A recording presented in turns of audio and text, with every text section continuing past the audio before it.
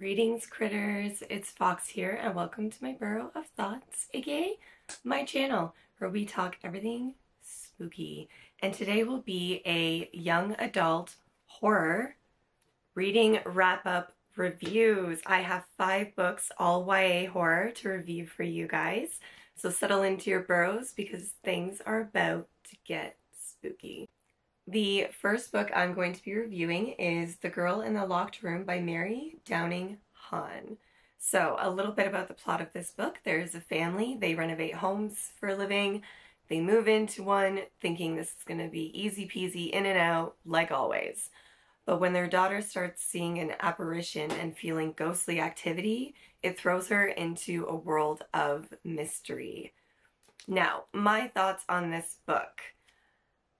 It's very, very simple. The story is very simple. The spook factor isn't really there for this one. This ghost story is more about the mystery of how this spirit has become a spirit who was this person before they had passed. The writing style is definitely for a younger audience. I would say for me, my parents probably, well, my mom would have let me read it probably at age 10, 11. There's really nothing overly spooky about ghostly activity.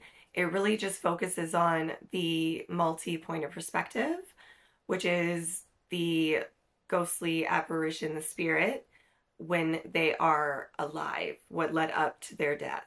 That is the one perspective.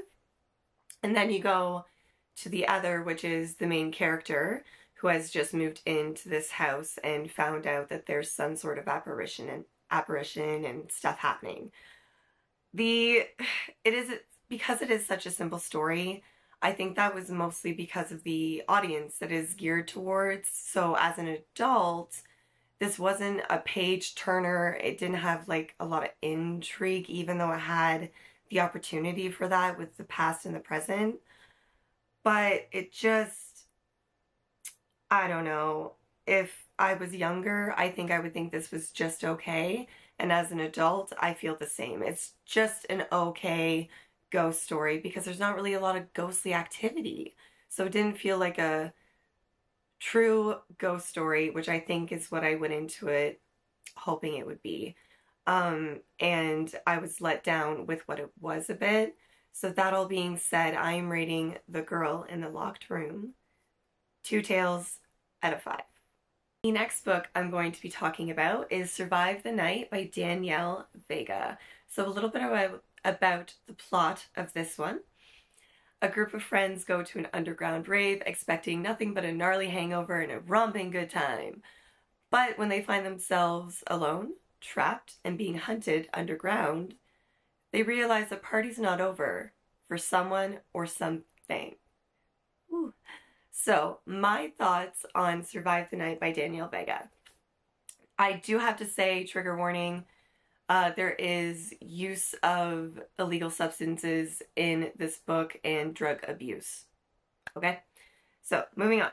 The pace of this book is really good, and it matches with a very good amount of action, survival scenes, deaths, and the right amount of blood and gore. It is just so well balanced, yet you're on a ride with this book. The diverse characters and their relationships I really found surprising for how deep the author got for the length of that book. It's not an overly long book. It was a very quick read for me, but I did thoroughly enjoy it. The thing is it reminded me of The Catacombs by Jeremy Bates, with them being underground and lost and can't escape and all that. But it had I don't know, it just seemed more fresh because there is a twist in this book. And it is something else. I loved it. It was surprising, it threw me for a loop, and then once you found out the twist, it just rolled into this crescendo of an ending that was top notch. This book, Survive the Night, was a great read. Danielle Vega did a good job, really, truly. And I must say, with all that being said, I am rating Survive the Night by Danielle Vega 5 tails out of 5. If you don't believe me, read it and find out. It's good. The next book I read that I will be talking about is Frightmares by Eva Gibson.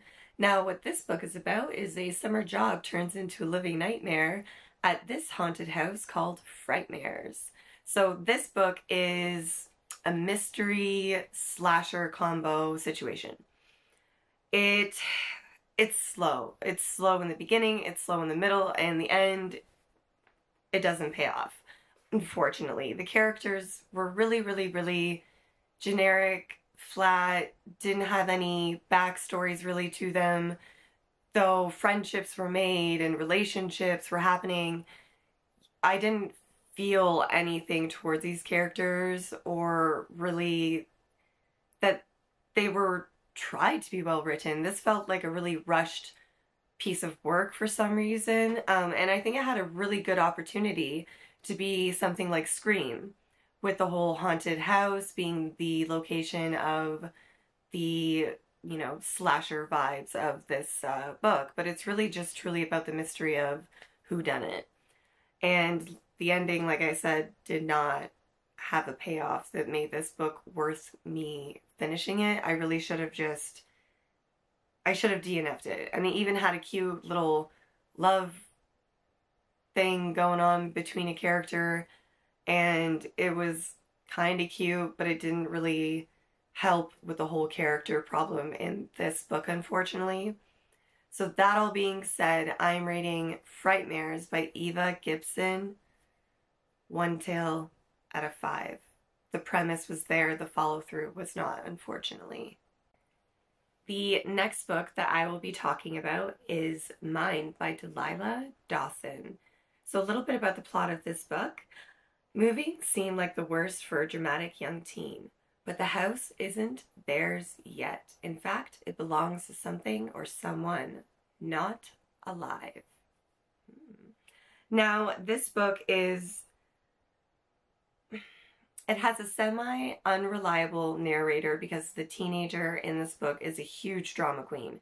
Literally, she's in drama class, she's in drama after school, she does everything drama, she loves to act, and thus likes to whine. Oh my goodness, I found this character slightly irritating, but it added to the horror because part of it was, is she overreacting? Is she just going mental?